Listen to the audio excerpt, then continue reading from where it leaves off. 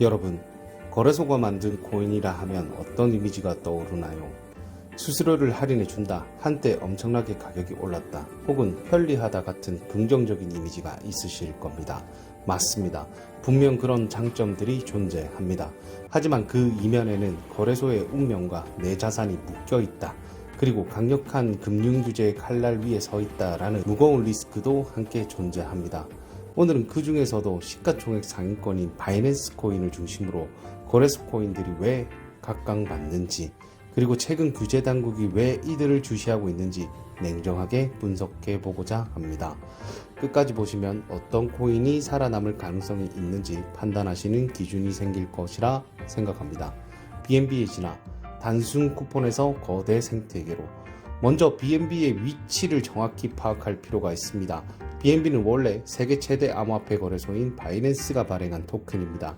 초기에는 단순히 거래소 수수료를 할인해 주거나 거래소 내 혜택을 받기 위한 유틸리티 토큰에 불과했습니다.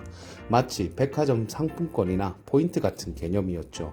하지만 시간이 흐르며 BNB는 진화했습니다. 현재 BNB는 단순한 할인 토큰을 넘어 BNB 체인이라는 독자적인 블록체인 네트워크의 기축 통화로 작동하고 있습니다.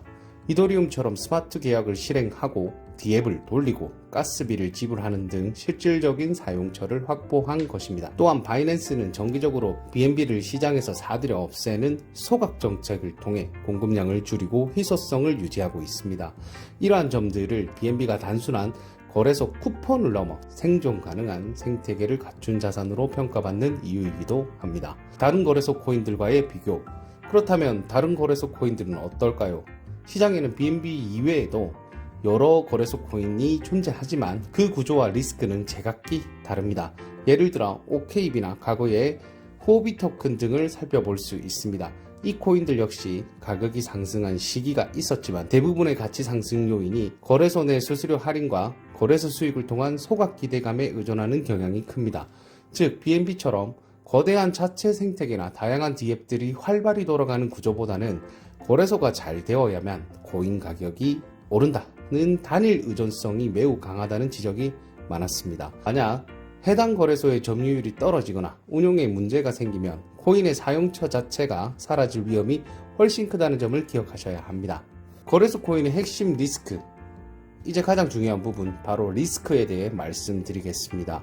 거래소 코인들이 가진 공통적인 위험 요소, 특히 최근 가장 쟁점이 되는 규제 리스크를 주의 깊게 보셔야 합니다. 규제 당국의 타깃이 될 가능성, SEC와 증권성 이슈입니다. 가장 큰 위협은 바로 미국 증권거래위원회 SEC를 비롯한 글로벌 규제 당국의 움직임입니다. 규제 당국은 거래소 코인을 단순한 암호화폐가 아니라 증권으로 간주하려는 경향이 강합니다. 왜 위험한가? 만약 BNB나 다른 거래소 코인이 법적으로 증권으로 분류되면 등록되지 않은 증권을 판매한 혐의로 상장 폐지되거나 거래가 극도로 제한될 수 있습니다. 실제 사례, 실제로 SEC는 바이낸스와 코인베이스를 제소하면서 BNB와 BUSD 등은 미등록 증권에 해당한다고 명시한 바 있습니다. 이는 코인의 존립 자체를 위협할 수 있는 매우 강력한 악재입니다. 투자자 피해. 증권성 이슈가 터지면 기관 투자자들은 법적 문제 때문에 해당 코인을 매도해야 하고, 이는 급격한 가격 하락으로 이어져 개인 투자자가 큰 손실을 볼 수 있습니다. 거래소 리스크의 전이 FTX 사태의 교훈. 우리는 2022년 FTX 거래소와 FTT 토큰 사태를 통해 뼈아픈 교훈을 얻었습니다. 당시 세계 2위권 거래소였던 FTX가 발행한 FTT 코인은 거래소가 위기에 처하자 순식간에 휴지 조각이 되었습니다. 거래소가 발행한 코인을 담보로 대출을 받고 그 돈으로 다시 투자를 하는 식의 불건전한 순환구조가 무너졌을 때 거래소와 코인이 동시에 파산될 수 있음을 보여준 대표적인 사례입니다. 이는 중앙화된 주체인 거래소에 의존하는 코인이 얼마나 취약할 수 있는지를 경고하였습니다. 생태계 품질과 중앙화 문제. 또한 BNB 체인과 같은 네트워크는 이더리움에 비해 중앙화되어 있다는 비판을 받습니다. 소수의 검증인에 의해 네트워크가 운영되므로 운영 주체의 입김에 따라 정책이 바뀔 수 있다는 점도 탈중앙화를 지향하는 블록체인 정신과는 거리가 있다는 점을 인지하셔야 합니다. 앞으로 살아남을 가능성이 있는 코인의 조건, 그렇다면 이 험난한 시장에서 앞으로 어떤 코인들이 살아남을 가능성이 높을까요? 전문가들은 다음의 조건들을 갖춘 코인들을 주목하라고 조언합니다. 하나, 자체 블록체인과 생태계 보유. 단순한 할인용 쿠폰이 아니라 실제 개발자들이 들어와서 앱을 만들고 유저들이 활동하는 네트워크를 가진 코인이어야 합니다. 둘, 명확한 실사용 유틸리티. 가스비 지불, 거버넌스 투표, 결제 수단 등 구체적인 사용처가 있어야 가격 방어가 가능합니다. 셋, 투명한 공급량 관리. 발행사가 마음대로 코인을 더 찍어낼 수 없는 구조, 그리고 소각 메커니즘이 투명하게 공개된 코인이어야 합니다. 넷, 규제 리스크에 대한 대비. 특정 국가나 특정 거래소 한 곳에만 의존하지 않고 글로벌하게 분산되어 있거나 규제 변화에 유연하게 대처할 수 있는 구조인지 확인해야 합니다. 투자자로서 반드시 지켜야 할 원칙. 마지막으로 여러분들의 소중한 자산을 지키기 위해 다음과 같은 원칙을 권장해 드립니다. 첫째, 몰빵 투자는 금물입니다. 거래소 코인은 거래소의 리스크를 그대로 떠안습니다. 전체 포트폴리오의 일부로만 가져가는 것이 안전합니다. 둘째, 할인보다는 구조를 보십시오.